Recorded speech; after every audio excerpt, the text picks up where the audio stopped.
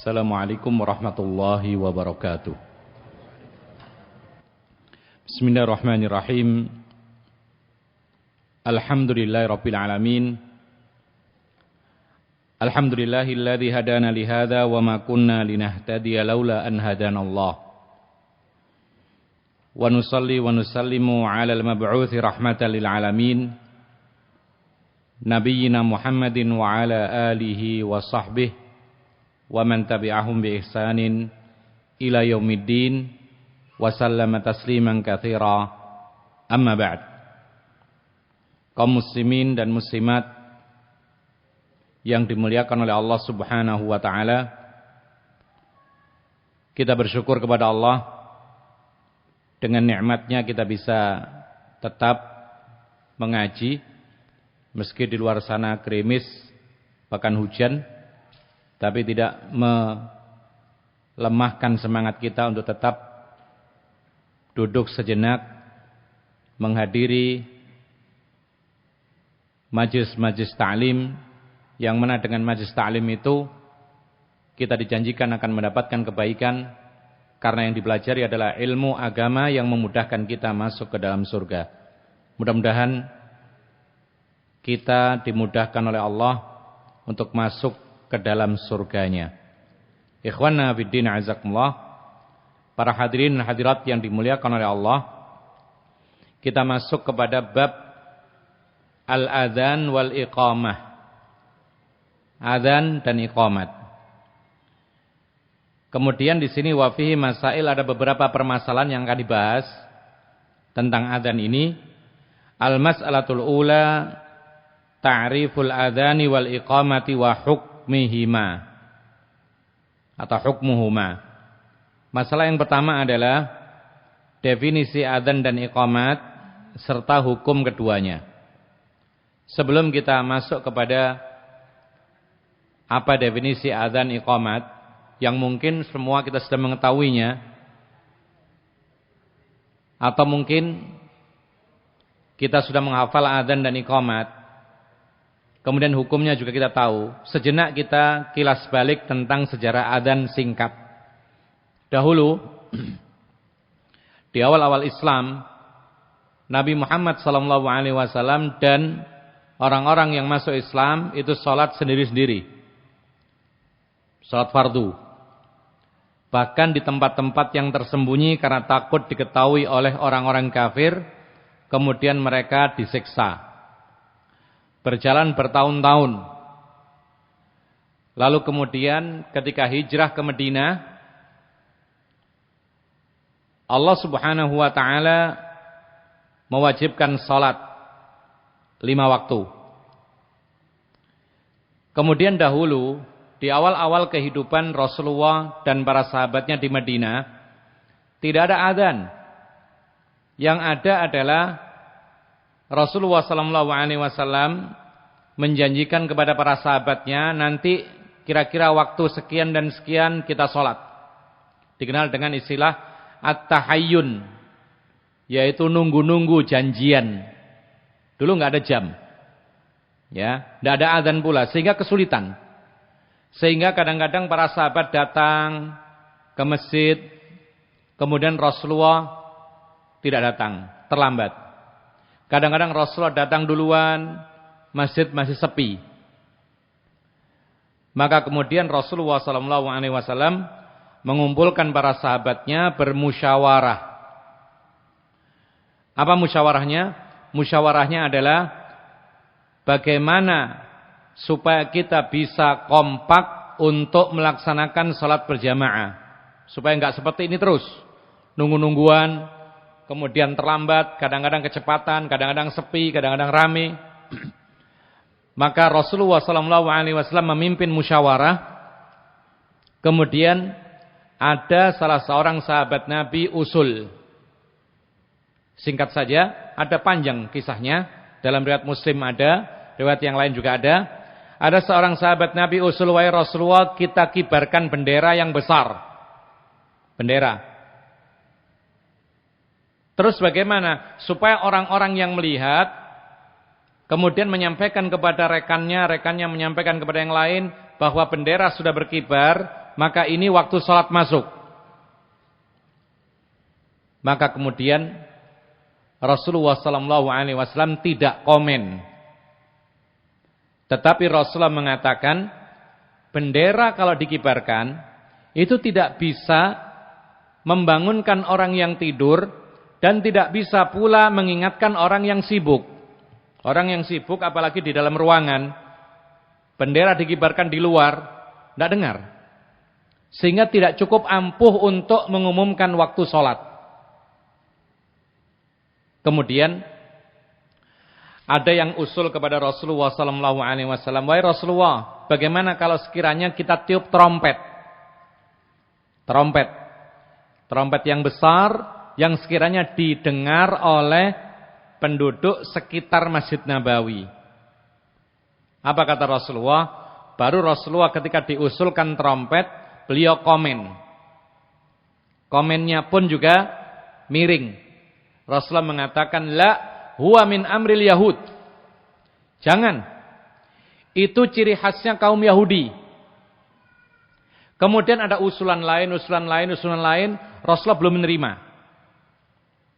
Kemudian lewatlah malam itu musyawarah tidak menemukan titik kesepakatan.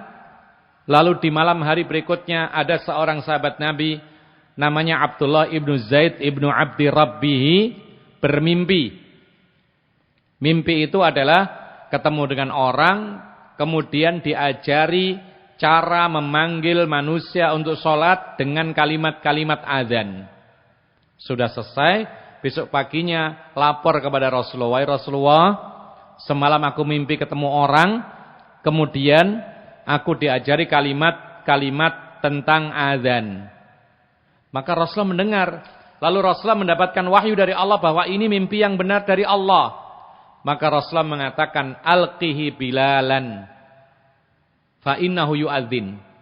Kalau begitu wahai Abdullah ibnu Zaid ibnu Abdi Rabbihi, sampaikan, ajarkan kalimat azan ini kepada Bilal, supaya Bilal yang azan. Kenapa kata Rasulullah SAW? Li'annahu anda sautan. Karena Bilal itu suaranya lebih bagus. Kemudian setelah itu dipakailah adzan. Kemudian ada juga iqamat. Sehingga kemudian kompak dan waktu-waktu sholat telah diterangkan oleh Nabi SAW. Nanti akan kita pelajari. Waktu zuhur itu demikian, waktu asar ketika demikian, maghrib tenggelamnya matahari, isya ketika tidak ada lagi bekas-bekas semburat warna merah di langit. Kemudian subuh itu ketika terbit fajar. Maka saat itulah muadzinnya Nabi mengumandangkan azan. Ikhwan fillah azakumullah. Yang kedua, mukaddimah yang kedua, azan merupakan salah satu ciri khasnya kaum muslimin yang tidak ada pada kaum-kaum selain muslim. Artinya azan ini tidak dimiliki oleh orang Yahudi, tidak dimiliki oleh orang Nasrani, tidak dimiliki oleh agama-agama lain. Adanya hanya dalam agama Islam.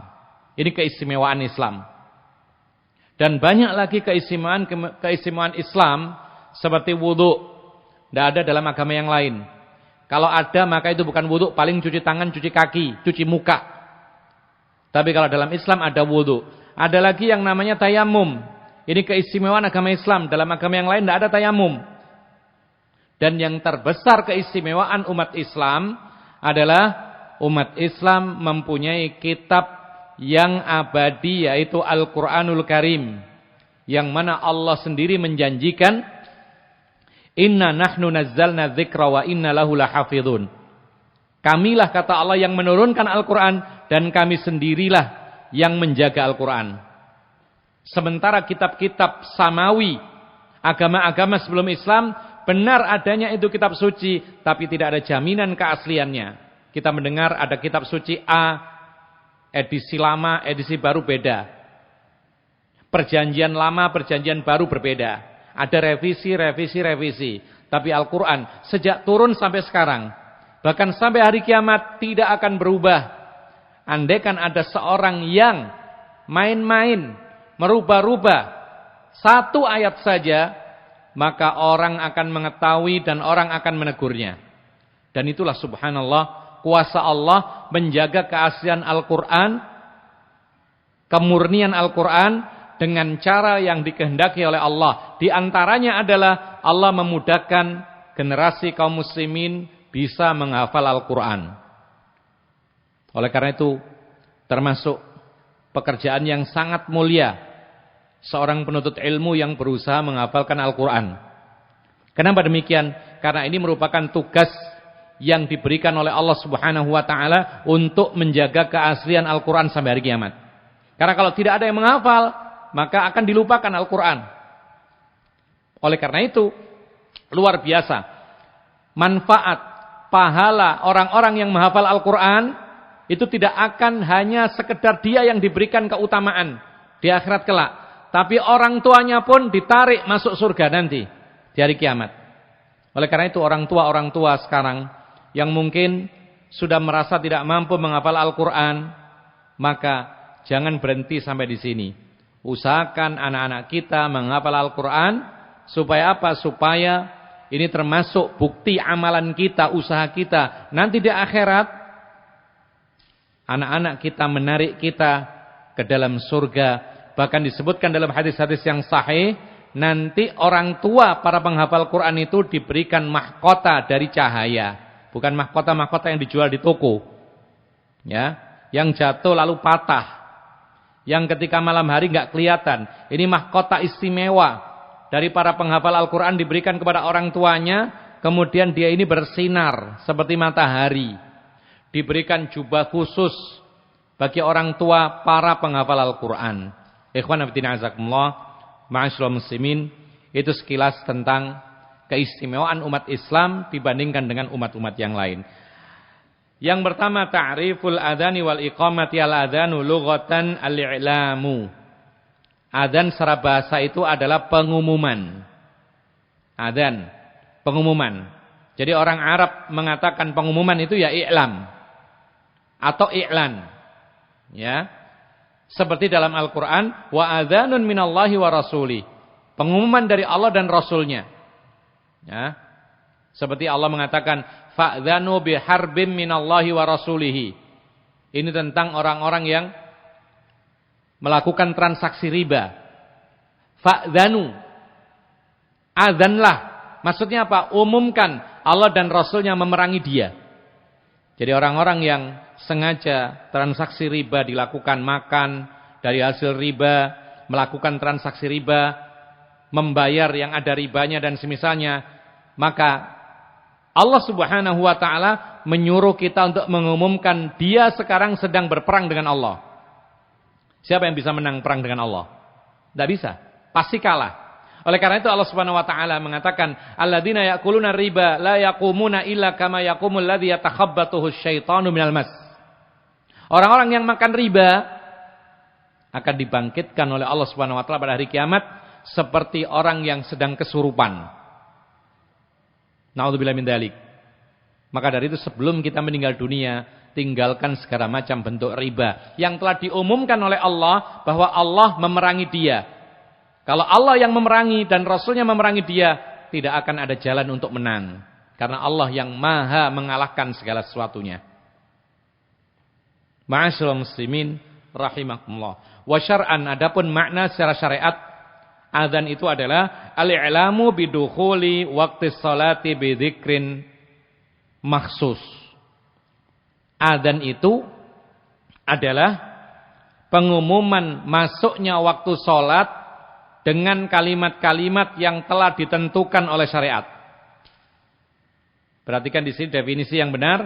Adzan itu adalah mengumumkan waktu sholat atau waktu masuknya sholat dengan kalimat-kalimat yang ditentukan oleh syariat. Perhatikan kalau itu yang namanya i'lam, pengumuman. Yang namanya orang mengumumkan itu biasanya mengangkat suara, mengeraskan suara. Ya. Kalau adzan itu dikeraskan, Allahu Akbar, agak diangkat. Tidak seperti kita baca buku seperti ini. Ini namanya bukan adzan. Ini namanya membaca. Yang namanya adzan itu memanggil. Makanya adzan itu dalam hadis dinamai dengan nida. An-nida itu menyeru memanggil. Kita bisa memperkirakan. Kalau kita adzan berarti sama dengan kita memanggil orang. Bagaimana memanggil? Hai fulan.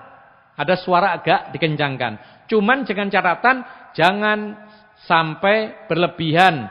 Kalau berlebihan mengeraskan suara itu namanya surah, teriak. Adzan itu antara teriak dengan membaca. Pertengahannya. Apa itu? An-nida, menyeru memanggil seperti kita memanggil orang. Itu adalah adzan. Jadi diperkirakan seperti itu. Kemudian waktu sholat. Maksudnya waktu sholat di sini ketika tahu masuk waktu sholat, maka saat itulah adzan. Sebelum masuk waktunya sholat, maka tidak boleh adzan. Kecuali dua hal. Boleh adzan sebelum waktu masuk. Kapan itu? Ketika subuh, ya, dan juga ketika Jumatan. Apabila adzannya dua kali. Yang pertama sebelum masuk waktu sholat Jumat. Yang kedua ketika sudah masuk waktu sholat Jumat.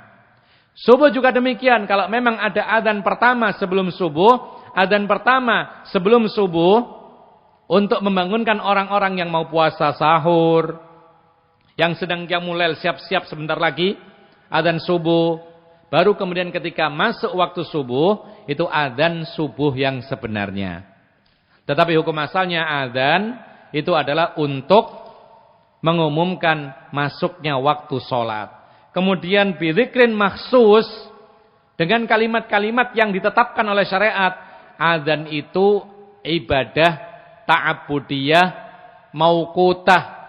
Artinya ditentukan lafaz kalimatnya, enggak bisa bikin sendiri. Makanya para ulama mengatakan salah satu ibadah yang tidak bisa dirubah bahasanya sholat dan adzan. Artinya apa? Tidak boleh bikin-bikin sendiri, ya, dan tidak boleh diterjemahkan, ya. Itu namanya kalimat-kalimat yang dibatasi ditentukan oleh syariat. Jadi tidak boleh bikin sendiri, meskipun bahasa Arab bikin sendiri, tidak boleh. Misalnya dia rubah Allahu A'la, misalnya, aslinya Allahu Akbar. Tapi dirubah. Atau Allahul Jabbar. Misalnya. Ini kalimat ini maknanya benar. Allah Maha demikian dan demikian. Tetapi kalau untuk adzan harus ngikut. Tidak bisa buat-buat sendiri. Beda dengan doa ya. Kalau kita berdoa bebas. Silahkan. Menurut atau sesuai dengan hajat kebutuhan kita. Tetapi kalau adzan sudah paten. Tidak bisa dirubah. Dengan bahasa Arab. Tidak boleh bikin sendiri. Tidak boleh diterjemahkan. Tidak boleh ditambah, tidak boleh dikurang. Kecuali kalau ada dasar boleh menambah. Seperti ketika hujan deras. Ya, ditambah kalimat apa? Kalau adzan. Ditambah, sallu fi buyutikum. Ya, ada, sunnahnya demikian. Yang mengerti sunnah. Kalau nggak ngerti ya sudah, makanya kita harus belajar. Sebagai muadzin harus belajar. Atau mungkin kalau ada yang mengatakan, ini kan untuk muadzin saja, saya kan bukan muadzin, tidak butuh. Tetap butuh, suatu ketika kita adzan. Kadang-kadang kita musafir, ada adzan. Kadang-kadang di rumah ketika sholat berjamaah, ada uzur, tidak ke masjid, tetap adzan. Tetap yang namanya adzan itu disyariatkan. Terus bagaimana kalau perempuan? Kalau perempuan jawabannya, tidak ada adzan bagi kaum wanita. Dalam sebuah athar, riwayat Ibnu Umar, beliau mengatakan, laisa 'alan nisa'i adzanun wala iqamah. Tidak ada adzan bagi wanita dan tidak ada pula iqamat. Lalu terus gimana? Salatnya berjamaah perempuan. Ya sudah, salat saja mulai. Berbeda di sini. Karena adzan itu mengangkat suara, sementara perempuan itu suaranya dijaga. Tidak boleh dikeras-keraskan sebagaimana tidak boleh dilunak-lunakkan. Ya. Jadi yang tidak boleh itu bukan hanya dilunak-lunakkan, dikeras-keraskan pun juga tidak boleh. Allah mengatakan wala yakhla'na bil qawli fayatma'al ladzi fi qalbihi marad. Jangan sampai wanita itu melunak-lunakkan kalamnya sehingga orang laki-laki yang di hatinya ada penyakit apa? Syahwat, dia ingin berbuat keji dengan perempuan itu. Demikian pula dikeraskan. Jadi perempuan itu ada batasnya kalau untuk suara. Yang boleh itu biasa saja. Tidak boleh dilunak-lunakkan, tidak boleh dimanja-manjakan. Tidak boleh juga ditinggi-tinggikan suaranya. Jangan. Ya. Jadi kalau misalkan ada telepon di rumah, suami sedang nggak ada, boleh nggak nerima telepon? Boleh. Cuman jangan dibuat-buat, jangan dilunak-lunakkan, jangan dimanja-manjakan. Ya, biasa saja. Itu seperti yang diperintahkan oleh Allah Subhanahu wa taala. Kemudian wal iqamatu. Jadi enggak boleh ditambahi apa-apa. Termasuk disebutkan oleh para ulama seperti adzannya kaum Syiah ketika ada asyhadu alla ilaha illallah, asyhadu anna Muhammadar Rasulullah ditambahi asyhadu anna aliyan hujjatullah. Ini juga termasuk dilarang dalam Islam. Karena sepakat para ulama adzan itu kalimat-kalimatnya ditentukan oleh syariat, bukan dibuat sendiri. Termasuk juga ditambahi hayya 'alal jihad, tidak boleh dalam Islam demikian. Sama sekali enggak boleh. Dan tidak pernah Rasulullah dan para sahabatnya dan para khulafaur rasyidin, mereka ini berjihad dan memimpin jihad bertahun-tahun. Tapi tidak pernah melantunkan adzan hayya 'alal jihad. Sementara orang sekarang jihad saja belum tentu jihad. Masih dipersisikan ini jihad atau bukan jihad. Kemudian melantunkan adzan, kemudian dibuat-buat sendiri, maka ini jelas tidak diperkenankan. Ikhwanna fiddin azakumullah. Wal iqamatu lughatan hiya masdaru aqama wa haqiqatuhu iqamatul qa'id. Sedangkan iqamat bahasa kita qomat, ya. Qomat itu bahasa kita, bahasa Indonesia. Tapi sebenarnya itu diambil dari iqamah. Apa itu secara bahasa? Artinya adalah bentuk masdar dari aqama, hakikatnya adalah memberdirikan orang yang duduk, itu namanya iqamah. Menyuruh orang berdiri itu namanya iqamah secara bahasa. Ya. Jadi kalau misalkan saya mengatakan ayo iqamat, maksudnya apa? Orang yang duduk suruh berdiri, ini secara bahasa. Tetapi secara syariat wa syar'an, al-i'lamu bil qiyami ila sholati bi dzikrin makhsusin warada bihi syari'u. Ini definisi secara syariat. Iqamat itu adalah pengumuman dimulainya salat dengan kalimat-kalimat yang ditentukan syariat yang telah ada contohnya.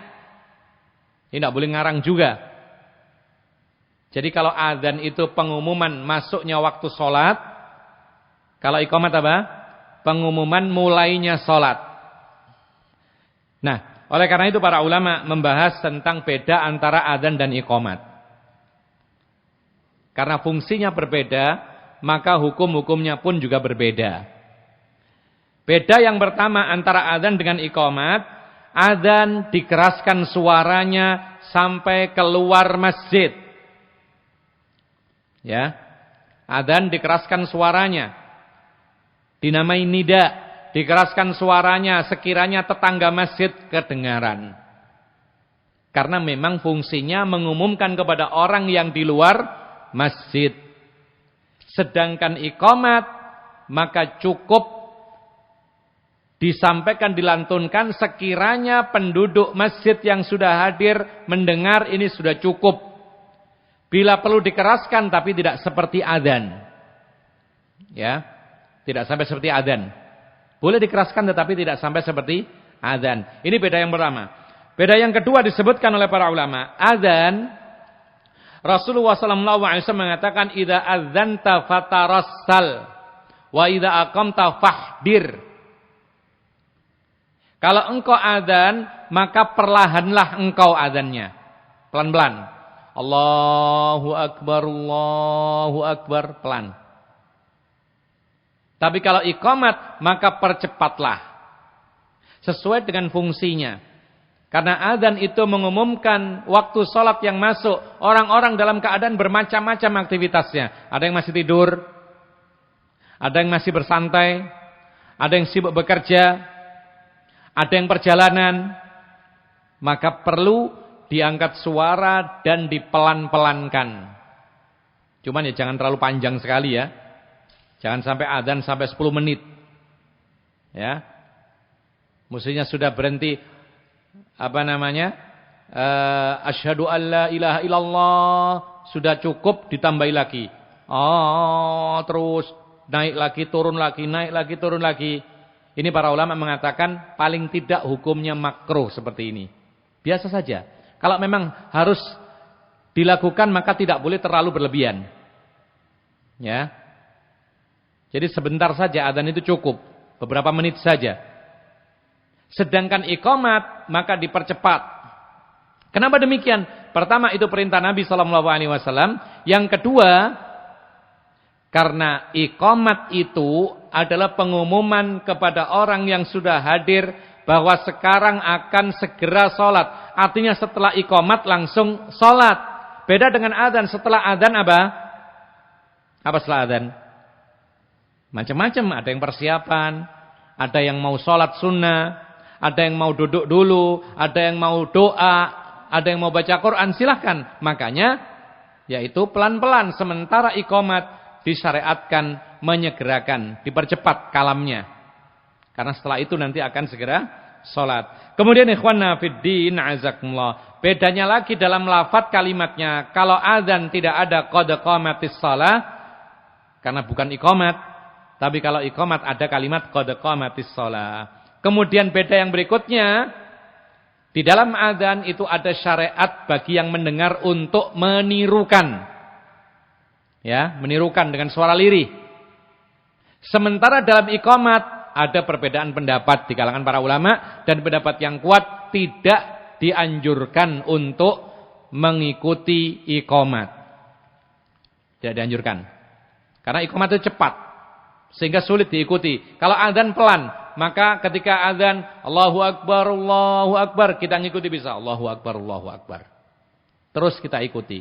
Yang kedua, dalam adzan ada doa wasilah. Allahumma rabba hadhi da'watit tamah wassalatil qa'imah. Terus ati Muhammadanil wasilata wal fadilah wa ba'atsu maqama mahmudanil ladzi wa'atta. Dalam adzan ada doa wasilah, sementara iqamat tidak ada anjurannya. Ya. Kemudian setelah adzan waktu untuk salat dan berdoa. Salat sunnah maksudnya. Sementara setelah iqamat adalah waktu untuk salat wajib. Ya. Oleh karena itu ikhwan fillah azakumullah, beliau mengatakan hukmuhuma al-adzan wal iqamatu masyru'ani fi haqqir rijali lis salawatil khamsi duna ghairiha. Hukum adzan dan iqamat itu disyariatkan. Para ulama mengatakan fardu kifayah. Wajib tetapi diwakili oleh salah satu cukup. Ya. Jadi kalau dalam satu kota atau dalam satu daerah ada yang adzan, maka yang lainnya gugur kewajiban. Tapi tetap disunahkan. Ini hukumnya adzan. Bahkan disebutkan di sini kewajiban ini atau syariat ini hanya untuk kaum laki-laki saja, untuk sholat 5 waktu saja. Artinya apa? Kalau sholat sunnah tidak pakai adzan, tidak pakai iqamat. Kita mau sholat tarawih, tidak perlu adzan dan iqamat. Kita sholatul id, tidak ada adzan dan iqamat. Ya. Kecuali sholat gerhana, adzannya bukan adzan Allahu Akbar, tetapi adzannya adalah as-salatu jami'ah. Yang lainnya salat-salat selain salat 5 waktu tidak ada adzan dan iqamat. Oleh karena itu dalam mazhab Syafi'i pun juga demikian. Imam Nawawi mengatakan, mazhab kami sepakat bahwasanya tidak ada adzan kecuali untuk salat 5 waktu. Jadi memang adzan ini sesuai dengan definisinya. Apa adzan itu? Pengumuman masuknya waktu salat. Dari sini kita ketahui bahwasanya tidak ada adzan untuk safar. Tidak ada. Ya. Baik itu untuk haji atau umrah. Tidak ada adzan untuk haji dan umrah. Demikian pula sebagian orang mengatakan bahwa adzan dikumandangkan untuk menguburkan mayat, maka ini pun juga termasuk hal yang tidak kuat. Kenapa demikian? Karena tidak sinkron, tidak connect. Adzan itu untuk memanggil sholat, sementara ini mengubur mayat. Terus siapa yang sholat? Bahkan ada iqamat lagi. Apa fungsinya iqamat? Pengumuman sekarang dimulai sholat. Terus siapa yang sholat ketika menguburkan mayat? Memang ada perkataan, dalilnya adalah qiyas, analogi kepada anak yang baru lahir diperdengarkan suara adzan. Kita katakan ini analogi yang tidak bisa diterima, lemah. Kenapa demikian? Kalau untuk urusan mengadani anak bayi memang ada beberapa hadis. Itu pun masih dipersisikan oleh para ulama. Mayoritas para ulama menganggap hadisnya ini hadis yang kuat, sehingga sunnah mengadani bayi. Sebagian yang lain mengatakan hadisnya tidak kuat, tetap lemah, sehingga tidak perlu mengadani bayi. Tidak ada masalah, khilafiyah. Kalau masalah mengadani bayi. Tapi kalau untuk mengadani orang meninggal dunia, Allahu a'lam, kami tidak mengetahui satupun dalil dalam masalah itu. Sehingga tidak perlu dilakukan. Bahkan kalau kita tanya apa dasarnya, ya karena orang dulu begitu. Ikut-ikutan saja. Ya. Kita katakan tidak. Ketika tidak ada dasar, maka tidak boleh kita lakukan karena ini urusan agama, beda dengan urusan dunia. Kita ikuti secanggih apapun, kita inovasi, ya. Kita buat hal-hal yang baru, silakan kalau untuk urusan dunia. Dan itu yang dikatakan oleh Nabi sallallahu alaihi wasallam, antum a'lamu bi umuri dunyakum. Kamu lebih tahu urusan dunia buat kalian. Tapi kalau urusan agama, Nabi mengatakan, man 'amila 'amalan laisa 'alaihi amruna fahuwa rad. Siapa beramal suatu amalan ibadah atau agama tidak ada dasarnya dari kami, maka amalan tersebut pasti akan ditolak oleh Allah Subhanahu wa taala. Kemudian ikhwanna fid din azakumullah. Beliau juga mengatakan wahuma min funam saqata 'anil bakin. Saqatal itsmu 'anil bakin. Kalau sudah ada yang azan, maka yang lain gugur kewajiban sehingga tidak dosa.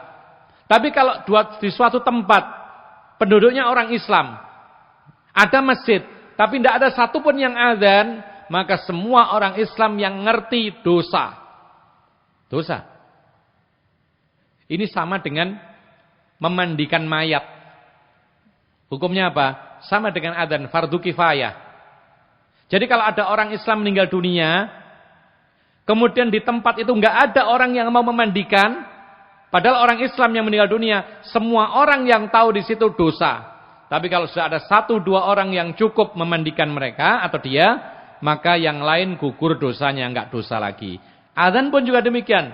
Di tempat ini misalnya atau sekitar ini, ketika belum terdengar adzan, lalu para muadzinnya tidak mau adzan, tahu mereka hukumnya, maka mereka semua dosa.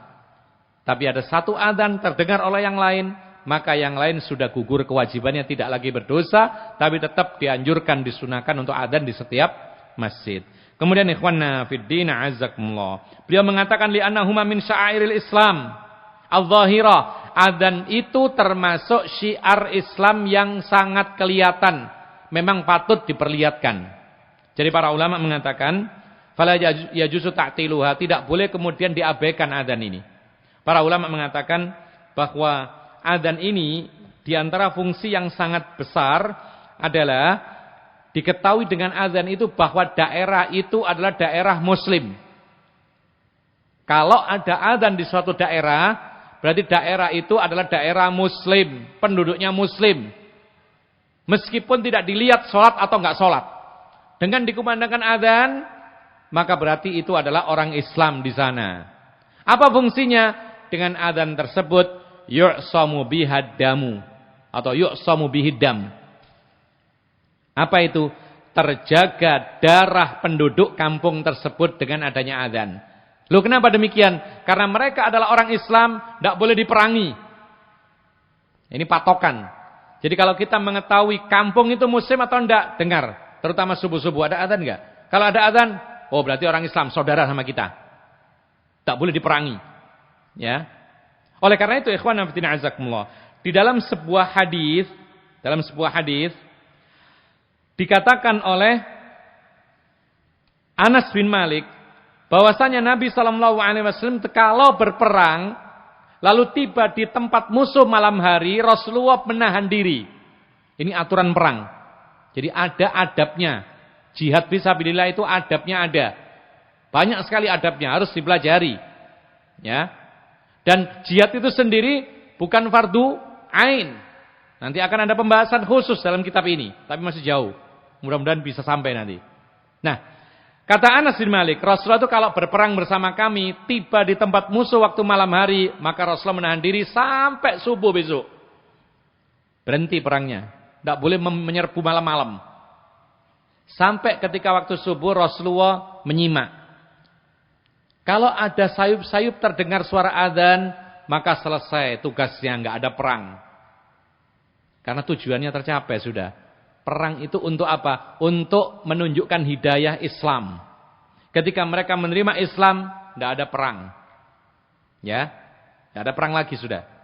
Bahkan andaikan mereka tidak masuk Islam tapi bersiap membayar jizyah, jaminan keamanan, enggak ada perang juga. Jadi perang ini jalan terakhir. Itu pun kalau kaum muslimin kuat. Nah, lalu ketika Rasulullah berusaha menyimak, kok tidak terdengar adzan dari kampungnya musuh ini, baru Rasulullah menyerang mereka. Itu pun setelah dakwah. Karena Rasulullah tidak pernah tiba-tiba menyerang suatu kaum, kecuali disampaikan dakwah Islam, supaya mereka masuk Islam. Kalau tidak mau, ditawari jizyah.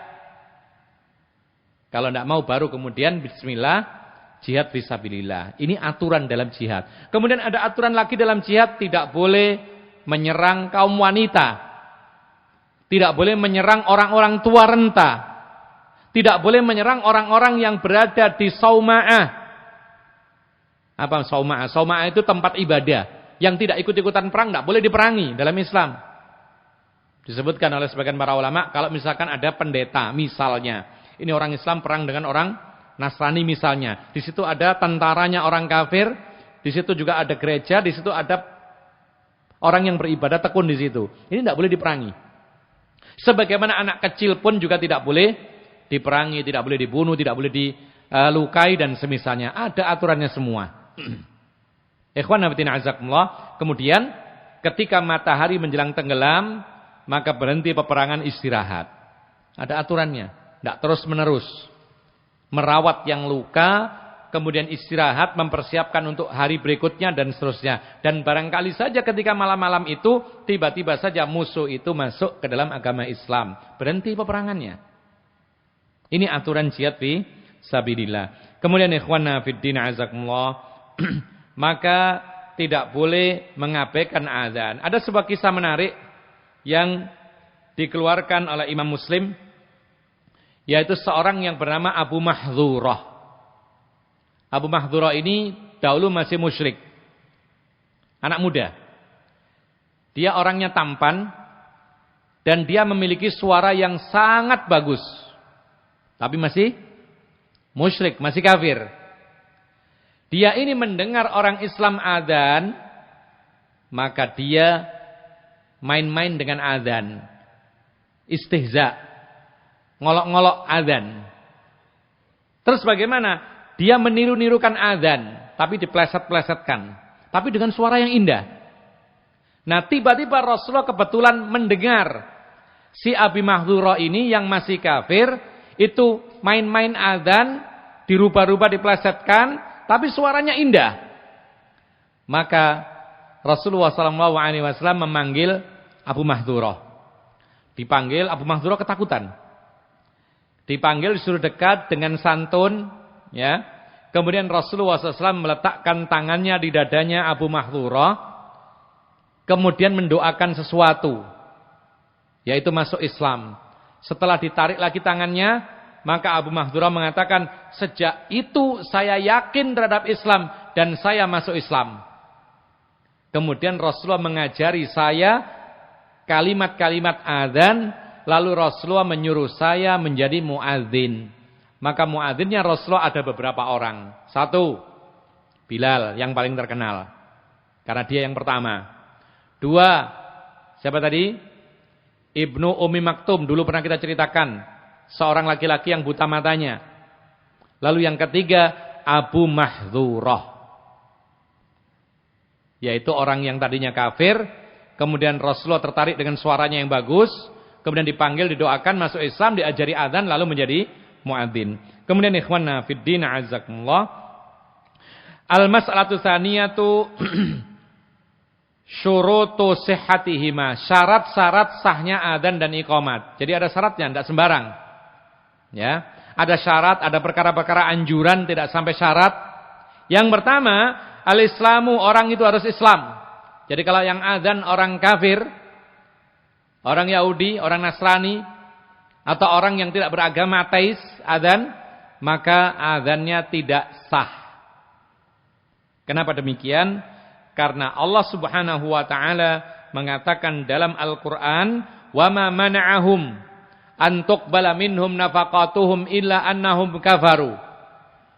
Dalam surat At-Taubah ayat 54. Ini keterangan bahwa apapun amal kebaikan yang dilakukan oleh seseorang, kalau dia belum masuk Islam, maka hangus, tidak diterima oleh Allah Subhanahu wa taala.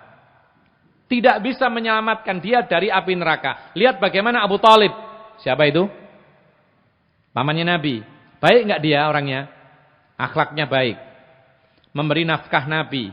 Mengasuh Nabi sejak kakeknya meninggal dunia sampai menjadi Nabi. Bahkan sampai dia meninggal. Bahkan dia bertekad, bersumpah melindungi Nabi dari serangan orang-orang kafir. Ya, baik. Bahkan dia orang dermawan. Memperlakukan Nabi baik. Melindungi dari serangan orang kafir. Tapi dia mati dalam keadaan tidak mau masuk Islam. Mengikuti agama kakek moyangnya. Maka dia mati dalam keadaan kafir. Maka kebaikan yang sekian banyak tidak berguna. Tidak bisa menyelamatkan dia dari api neraka. Rasulullah mengatakan, "Laula ana lakana fi darkil asfali minan nar." Kalau enggak karena aku, maka dia berada di kerak yang paling dalam dari neraka. Tapi karena aku, kata Rasulullah, jadi Rasulullah memberi syafaat kepada Abu Thalib, maka dia berada di tempat yang agak dangkal, tapi tetap di neraka. Jadi Rasulullah memberi syafaat, tetapi untuk Abu Thalib ini tidak bisa sampai keluar dari neraka karena kekufurannya. Jadi kalau ada orang bukan muslim, baiknya luar biasa, itu tidak berguna bagi dia di akhirat kelak. Di dunia bisa berguna, sosialnya bisa dimanfaatkan, tapi di akhirat tidak akan berguna di sisi Allah Subhanahu wa taala. Ikhwanna fid din, azakumullah. Maka yang pertama orang Islam, ya. Orang Islam. Kalau bukan Islam tidak boleh. Jadi ayat tadi dikatakan tidak ada yang menghalangi amal mereka diterima kecuali mereka ingkar kepada Allah, kafir. Dan ini berlaku semua hal. Kalau dia beribadah sebagus apapun, ikut ibadah, ikut puasa, ikut sholat, ya, ikut berjihad, tapi dia tidak membenarkan Islam, maka tidak akan diterima oleh Allah Subhanahu wa taala. Kemudian ikhwanna fid din azakumullah, yang kedua al-tsani al-aqlu, berakal sehat. Jadi Islam berakal sehat, artinya apa? Beliau mengatakan fala yasihani minal majnuni wasakrani wa ghairil mumayyiz kasairil ibadat. Maka tidak sah adzan dari orang yang gila. Jadi orang gila adzan, ya, atau iqamat, maka tidak boleh, tidak sah. Atau demikian pula orang mabuk. Orang mabuk itu hukumnya sama dengan orang gila. Sama. Karena apa? Karena hilang akal. Bahkan lebih parah orang mabuk daripada orang gila. Kenapa kira-kira? Orang gila tidak mau dia gila. Bukan kesengajaan. Tapi kalau orang mabuk sengaja, niat. Minum khamar, narkoba, sabu-sabu lalu mabuk. Melayang. Dan ini bahaya. Rasulullah telah mengingatkan kepada kita. Kata Rasulullah SAW, al-khamru ummul fawahish. Man syaribaha zana bi ummihi, zana bi ukhtihi, zana bi khalatihi, zana bi ammatihi. Subhanallah. Rasulullah mengatakan khamr itu induk dari kerusakan. Kata Rasulullah lagi, orang yang minum khamr bisa saja zina dengan ibunya sendiri. Bisa pula zina dengan saudarinya sendiri. Bisa pula zina dengan bibinya sendiri. Orang wajar, normal, tidak mungkin berzina dengan ibunya, kalau normal.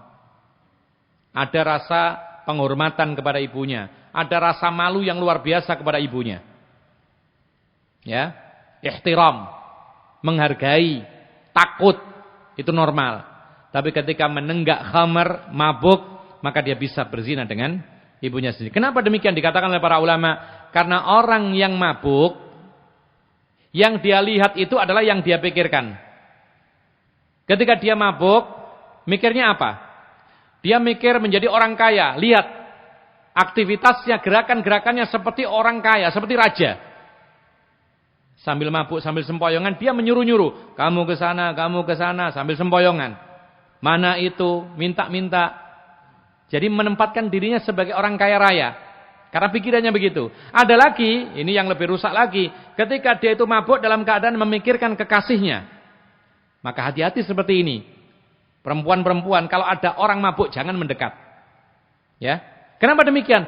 Yang dia lihat sesuai dengan pikirannya. Kalau dia memikirkan kekasihnya, maka yang dilihat itu adalah kekasihnya. Meskipun ibunya sendiri. Maka dia bisa berzina dengan ibunya. Karena apa? Karena dia mikirnya kekasihnya, yang dilihat adalah kekasihnya. Benar apa kata Rasulullah SAW? Orang yang mabuk itu bisa berzina dengan ibunya, dengan saudarinya, dengan bibinya. Karena apa yang dia lihat sesuai dengan apa yang dia pikirkan. Oleh karena itu Islam jauh-jauh hari itu mengharamkan khamr dan semua jenisnya. Kenapa demikian? Tidak ada maslahat. Mudaratnya sangat luar biasa. Ikhwana fiddin azakumullah. Maka orang gila azan tidak sah, orang mabuk tidak sah. Demikian pula anak kecil yang belum tamyiz. Apa artinya di sini? Kalau anak kecil sudah tamyiz, itu ada keringanan boleh azan. Menurut pendapat yang kuat. Sebagian mengatakan tidak boleh, harus balik. Tapi pendapat yang kuat ada keringanan. Sebagaimana jual beli. Kan para ulama mengatakan harus berakal. Bagaimana dengan anak kecil? Kalau memang anak kecil ini sudah tamyiz, sudah ngerti, bicara bagus, bisa menjawab. Ditanya, kamu anak siapa? Menjawabnya benar. Itu berarti tamyiz, mumayyiz. Rumahmu di mana? Oh di sana, jalan ini. Itu mumayyiz. Ya, ciri-cirinya anak sudah mumayyiz, itu yang sudah mulai ditekankan untuk sholat, puasa, keharaman-keharaman dilarang. Itu ketika anak sudah bisa membedakan mana ibunya, mana bahaya, mana tidak, mana baik, mana buruk. Bisa melihat api ini panas. Itu namanya mumayyiz. Ditanya, kamu sudah makan? Dia bisa menjawab dengan baik. Kalau ditanya misalnya, rumahmu di mana? Jawabnya ngawur. Minta permen. Ditanya rumahnya di mana, minta permen. Ini belum mumayyiz. Nah, anak seperti ini kalau adzan tidak sah. Ya. Di mana rumahmu? Jawabnya ngawur. Apa itu? Misalnya, oh saya sedang main gitu. Padahal ditanya tidak nyambung. Ini belum mumayyiz namanya. Tidak sah adzannya demikian. Kemudian adzali itu yang ketiga az-dzukuriyah. Harus laki-laki. Kalau perempuan, maka tidak sah untuk menggugurkan kewajiban. Maka disebutkan fala yasihani minal mar'ati lil fitnati bisautiha. Maka adzan dan iqamat tidak sah dilakukan oleh wanita. Karena apa? Karena wanita itu suaranya bisa menjadi fitnah. Ya, subhanallah. Kalau nggak percaya fitnah wanita itu dari suara, banyak kejadian di medsos. Hanya karena tertarik suaranya kemudian jatuh cinta. Ada? Ada. Belum melihat gambarnya. Baru suaranya saja, teleponan terus, dinikmati teleponnya, pacaran sambil ngobrol. Ada seperti ini. Ya. Jadi Islam tidak memperbolehkan perempuan adzan dan iqamat. Wala minal khunsa li'adamil ilmi bikaunihi dzakara. Dan juga tidak boleh adzan iqamat itu dari orang yang khunsa. Maksudnya khunsa di sini adalah khunsa muskil. Apa khunsa muskil itu? Seorang yang berkelamin ganda. Nasalluhal afiyah. Mudah-mudahan kita diselamatkan dari penyakit ini. Jadi orang atau manusia yang dilahirkan dalam kondisi memiliki kelamin ganda atau memang tidak punya kelamin dua-duanya. Itu ada. Dalam pembahasan fikih disebut khunsa muskil. Ya, bukan banci ya. Atau bukan bencong, bukan. Kalau bencong itu aslinya laki-laki tapi membanci. Ini dilaknat oleh Allah. Tidak boleh. Ya. Bagaimana kalau orang itu dilahirkan dalam keadaan laki tetapi sifat perempuannya nampak? Ya. Gemulainya ada. Maka seperti ini harus dilawan. Karena dia laki-laki. Buktinya ada alat vitalnya laki-laki. Maka dia harus menampakkan dia sebagai laki-laki. Dan berusaha untuk condong kepada sifat laki-laki. Jangan diikuti sifat gemulainya. Fattaqullaha mastata'tum, semampunya. Kalau sudah berusaha tapi tetap saja demikian, maka dia tidak salah. Yang salah itu membanci. Ya, asalnya biasa-biasa saja, kita tidak lihat tanda-tanda perempuan dalam laki-laki ini, tapi dia karena bergaul dengan banyak perempuan akhirnya berusaha untuk membanci. Akhirnya senang dengan sesama jenisnya. Akhirnya kadang-kadang berubah-berubah. Ya. Malam-malam perempuan, siangnya kuli bangunan. Malam-malam namanya Kartini, siangnya Kartono. Ada seperti itu. Maka ini dilaknat oleh Allah Subhanahu wa taala. Dan dalam Islam seperti ini tidak boleh dimasukkan rumah. Karena akan nular. Seperti ini. Kecuali tadi yang mana dia tidak inginkan, lalu Allah menciptakan kondisinya demikian, dia sudah berusaha untuk melawan, yaitu dari fitrahnya yang tidak lurus tadi, maka ini tidak berdosa insyaallah. Ya. Nah, ikhwanna fiddin a'azzakumullah. Maka wala minal khuntha, jadi kalau yang adzan itu khuntha muskil, yang belum diketahui apakah laki atau perempuan, maka tidak boleh adzan karena belum jelas. Harus jelas dulu. Jadi para ulama membahas tentang khuntha muskil, orang yang dilahirkan dalam keadaan berkelamin ganda atau tidak punya kelamin dua-duanya. Kalau yang tidak punya kelamin dua-duanya ini, tidak ada kelamin zakar, tidak ada kelamin perempuan. Ini sangat atau hampir dipastikan tidak adanya. Yang ada kadang-kadang itu adalah orang lahir mempunyai kelamin ganda. Ada kelamin perempuan, ada kelamin laki-laki. Ini namanya khuntha muskil. Bagaimana menentukannya apakah dia laki atau perempuan? Dijawab oleh para ulama, ada perbedaan pendapat yang sangat banyak. Tapi untuk menentukan apakah laki atau perempuan dilihat mana kelamin yang berfungsi. Terutama ketika apa? Ketika buang air kecil. Itu keluarnya dari mana? Kalau keluarnya dari zakar, berarti dia dihukumi laki-laki. Kalau keluarnya dari rempuan, ya, kemaluan perempuan, maka berarti dia dihukumi perempuan. Karena itulah yang menentukan. Nah sekarang kalau belum diketahui, tidak boleh adzan, tidak boleh iqamat. Karena apa? Karena jangan-jangan dia adalah perempuan. Baik. Kemudian yang keempat, an yakunal adzanu fi waqtis sholati. Hendaknya adzan itu pada saat masuknya waktu sholat. Ya, fala yasihu qabla dukhuli waqtiha. Maka tidak boleh adzan itu sebelum masuk waktu. Misalnya Isya. Sebelum 5 menit sudah adzan, tidak boleh. Maghrib kurang 5 menit sudah adzan, tidak boleh. Ini konsekuensinya berat karena ada orang-orang yang berbuka nantinya, buka puasa, dia tanggung dosanya. Ya, tidak boleh adzan sebelum waktunya. Ya. Jadi ada dulu di masjid, ini pernah kejadian, di masjid ada buka bersama. Kemudian ditata semua, digelar, kemudian makanan dibagi, semua sudah duduk. Ya, siap makan, siap berbuka, tapi masih kurang beberapa menit. Kemudian terdengar orang adzan, sayup-sayup adzan, langsung makan semua. Kemudian ternyata tidak lama kemudian dia keluar untuk adzan sebenarnya. Ternyata dia ini muadzin dari tempat ruangan. Biasanya masjid sebelah kiri kanan ada ruangannya ya. Ternyata dia di situ itu dia muadzin. Dia ini sebenarnya tukang adzan, tapi dia apa? Ternyata dia itu persiapan adzan. Jadi persiapan adzan, cuman suaranya terdengar orang-orang di masjid. Orang buka semuanya, setelah selesai semua, ternyata dia baru muncul adzan sebenarnya. Loh tadi apa adzan itu? Ternyata dia bukan cekson ya, ternyata dia latihan gitu loh. Latihan adzan. Nah kalau seperti ini nggak dosa, karena apa? Nggak ada kesengajaan. Ya. Yang berdosa itu adzan sengaja sebelum waktu masuk, yaitu waktu sholat.